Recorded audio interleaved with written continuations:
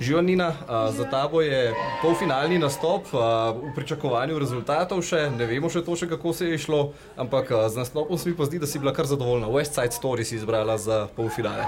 Z nastopom sem bila zadovoljna, vse mi je uspelo, vsi elementi, vse je bilo super. Če se ne motim, letos mineva glih tako 25 let poletja v školki, ti si pol mlajša. Kolikokrat si pogledala Poletje v školki? Ne vem zakaj, ampak jaz se vedno spomnim na Kajo iz Poletja v školki, ko te gledam. Kakšnih dvakrat sem si pogledala. Aha. Pa drugače vidim, da te zanima musical, Broadway, West End. Odkje ta ljubezen?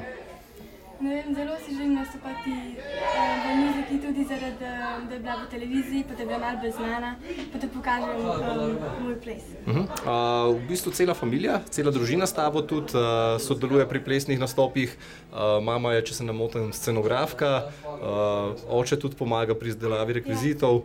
Verjetno je luštno delati tako, družinsko. Ja, zelo sem vesela, ker mi družina stoji ob strani.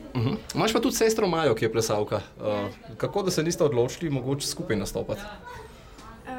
Ona bolj pleše skupine, pa tako, jaz pa bolj solistične točke. Ampak je pa tudi ona v bistvu na nek način te potegnila v ples, če se ne motim, ne? Jaz sem vedno hodila gledati na treninge in me je navdušila, pač kako pleše in sem hotela biti čez taka kao. Še eno podobnost sem opazil, ki te druži s Petrom Vodetom, zmagovalcem prejšnjega polfinala, namreč oba dva rada rišeta. Odkje ta ljubezen do risanja? Se pač umetnost povezuje na različnih nivojih ali kako? V bistvu moj oče zelo lepo riše in jaz tudi zelo rada rišem, pa včasih mi tudi pomaga, pa mi kaj razlaga pri risanju pa to. Kateri je tvoj najljubši musical ali pa plesni nastop, ki je posebenega? Nimam najljubšega, ampak kar vsi so dobri. Ja, kakšen poseben plesalec, ki ti je tako zelo vzornik? Moja vzornica je Petra Zapančič. In vsi kar doma našla potem vzornico. Ja. Še eno vprašanje mogoče povezano s tujimi oddajami in pa z enim glasovanjem, ki smo ga imeli na naši spletni strani, namreč naši bralci so odločeni, da bo zmagal pevec letos. Ampak tudi lansko leto na Britain's Got Talent so tudi bili prepričani, da bo zmagal pevec, na koncu je zmagal plesalec. Ti verjetno stavaš na plesalce ali kako? Jaz stavim bolj na pevca, ampak bomo videli, kako bo.